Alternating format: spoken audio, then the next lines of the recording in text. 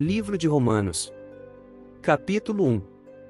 Paulo, servo de Cristo Jesus, chamado para ser apóstolo, separado para o Evangelho de Deus, o qual foi prometido por ele de antemão por meio dos seus profetas nas Escrituras Sagradas, acerca de seu filho, que, como homem, era descendente de Davi, e que mediante o Espírito de Santidade foi declarado Filho de Deus com poder, pela sua ressurreição dentre os mortos, Jesus Cristo, nosso Senhor. Por meio dele e por causa do seu nome, recebemos graça e apostolado para chamar dentre todas as nações um povo para a obediência que vem pela fé. E vocês também estão entre os chamados para pertencerem a Jesus Cristo.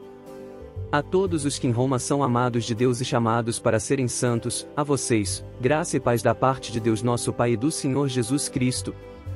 Antes de tudo, sou grato a meu Deus, mediante Jesus Cristo, por todos vocês, porque em todo o mundo está sendo anunciada a fé que vocês têm. Deus, a quem sirvo de todo o coração pregando o Evangelho de seu Filho, é minha testemunha de como sempre me lembro de vocês em minhas orações, e peço que agora, finalmente, pela vontade de Deus, seja-me aberto o caminho para que eu possa visitá-los. Anseio vê-los, a fim de compartilhar com vocês algum dom espiritual, para fortalecê-los. Isto é, para que eu e vocês sejamos mutuamente encorajados pela fé. Quero que vocês saibam, irmãos, que muitas vezes planejei visitá-los, mas fui impedido de fazê-lo até agora. Meu propósito é colher algum fruto entre vocês, assim como tenho colhido entre os demais gentios. Sou devedor tanto a gregos como a bárbaros, tanto a sábios como a ignorantes. Por isso estou disposto a pregar o Evangelho também a vocês que estão em Roma. Não me envergonho do Evangelho, porque é o poder de Deus para a salvação de todo aquele que crê, primeiro do judeu, depois do grego. Porque no Evangelho é revelada a justiça de Deus, uma justiça que do princípio ao fim é pela fé, como está escrito, o justo viverá pela fé. Portanto, a ira de Deus é revelada do céu contra toda impiedade e injustiça dos homens que suprimem a verdade pela injustiça. Pois o que de Deus se pode conhecer é manifesto entre eles.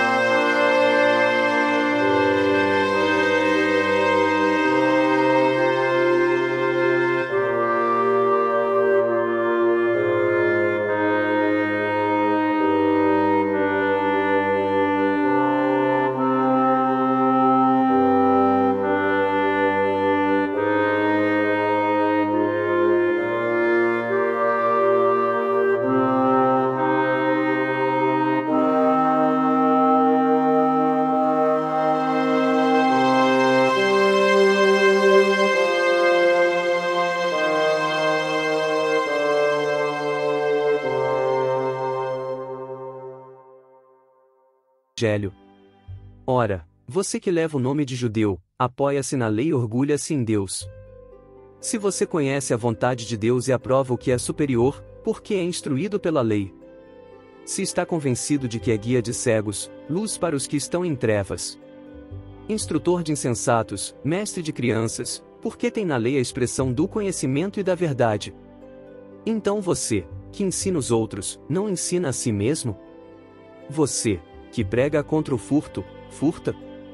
Você, que diz que não se deve adulterar, adultera? Você, que detesta ídolos, rouba-lhes os templos? Você, que se orgulha na lei, desonra a Deus, desobedecendo à lei? Como está escrito, o nome de Deus é blasfemado entre os gentios por causa de vocês. A circuncisão tem valor se você obedece à lei, mas, se você desobedece à lei, a sua circuncisão já se tornou incircuncisão. Se aqueles que não são circuncidados obedecem aos preceitos da lei, não serão eles considerados circuncidados? Aquele que não é circuncidado fisicamente, mas obedece à lei, condenará você que, tendo a lei escrita e a circuncisão, é transgressor da lei. Não é judeu quem o é apenas exteriormente, nem é circuncisão a que é meramente exterior e física. Não. Judeu é quem o é interiormente, e circuncisão é operada no coração, pelo Espírito, e não pela lei escrita. Para estes o louvor não provém dos homens, mas de Deus. Capítulo 3. Que vantagem há então em ser judeu, ou que utilidade há na circuncisão? Muita, em todos os sentidos. Principalmente porque aos judeus foram confiadas as palavras de Deus. Que importa se alguns deles foram infiéis? A sua infidelidade anulará a fidelidade de Deus? De maneira nenhuma. Seja Deus verdadeiro, e todo homem mentiroso. Como está escrito, de modo que são justas as tuas palavras e prevaleces quando julgas. Mas, se a nossa injustiça ressalta de maneira ainda mais clara a justiça de Deus, que diremos? Que Deus é injusto por aplicar a sua ira? Estou usando um argumento humano. Claro que não. Se fosse assim, como Deus iria julgar o mundo? Alguém pode alegar ainda, se a minha mentira ressalta a veracidade de Deus, aumentando assim a sua glória, por que sou condenado como pecador? Por que não dizer como alguns caluniosamente afirmam que dizemos, façamos o mal, para que nos venha o bem? A condenação dos tais é merecida. Que concluiremos então? Estamos em posição de vantagem? Não. Já demonstramos que tanto judeus quanto gentios estão debaixo do pecado. Como está escrito, não há nenhum justo, nenhum sequer. Não há ninguém que entenda, ninguém que busque a Deus. Todos se desviaram, tornaram-se juntamente inúteis, não há ninguém que faça o bem, não há nenhum sequer. Suas gargantas são um túmulo aberto, com suas línguas enganam. Veneno de serpentes está em seus lábios. Suas bocas estão cheias de maldição e amargura. Seus pés são ágeis para derramar sangue. Ruína e desgraça marcam os seus caminhos. E não conhecem o caminho da paz. Aos seus olhos é inútil temer a Deus. Sabemos que tudo o que a lei diz, o diz aqueles que estão debaixo dela, para que toda a boca se cale e todo mundo esteja sob o juízo de Deus. Portanto, ninguém será declarado justo diante dele baseando-se na obediência à lei, pois é mediante a lei que nos tornamos plenamente conscientes do pecado. Mas agora se manifestou uma justiça que provém de Deus, independente da lei, da qual testemunham a lei e os profetas. Justiça de Deus mediante a fé em Jesus Cristo para todos os que creem. Não há distinção. Pois todos pecaram e estão destituídos da glória de Deus, sendo justificados gratuitamente por sua graça, por meio da redenção que há em Cristo Jesus. Deus ofereceu como sacrifício para a propiciação mediante a fé, pelo seu sangue, demonstrando a sua justiça. Em sua tolerância, havia deixado impunes os pecados anteriormente cometidos. Mas, no presente, demonstrou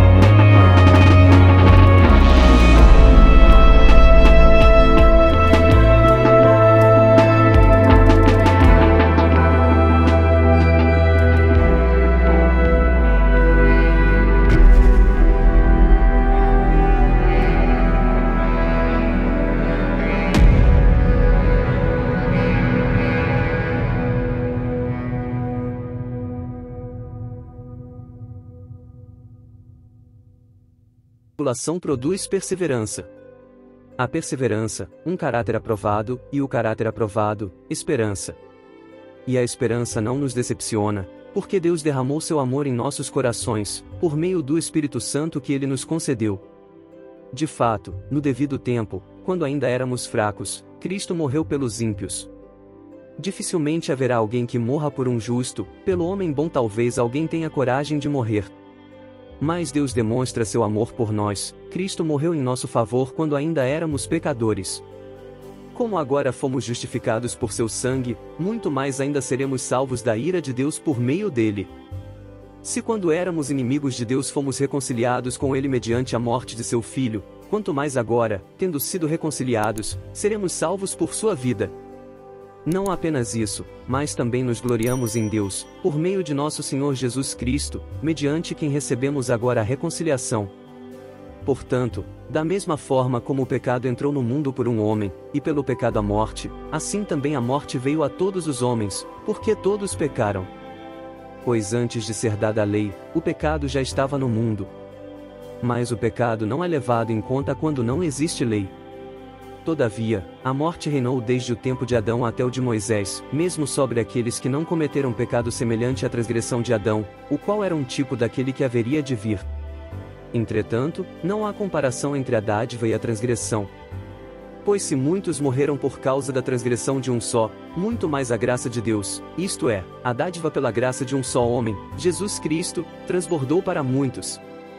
Não se pode comparar a dádiva de Deus com a consequência do pecado de um só homem, por um pecado veio o julgamento que trouxe condenação, mas a dádiva decorreu de muitas transgressões e trouxe justificação.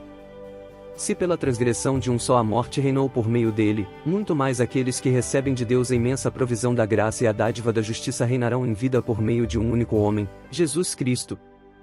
Consequentemente, assim como uma só transgressão resultou na condenação de todos os homens, assim também um só ato de justiça resultou na justificação que traz vida a todos os homens. Logo, assim como por meio da desobediência de um só homem muitos foram feitos pecadores, assim também, por meio da obediência de um único homem muitos serão feitos justos. A lei foi introduzida para que a transgressão fosse ressaltada. Mas onde aumentou o pecado, transbordou a graça. A fim de que, assim como o pecado reinou na morte, também a graça reine pela justiça para conceder vida eterna, mediante Jesus Cristo, nosso Senhor.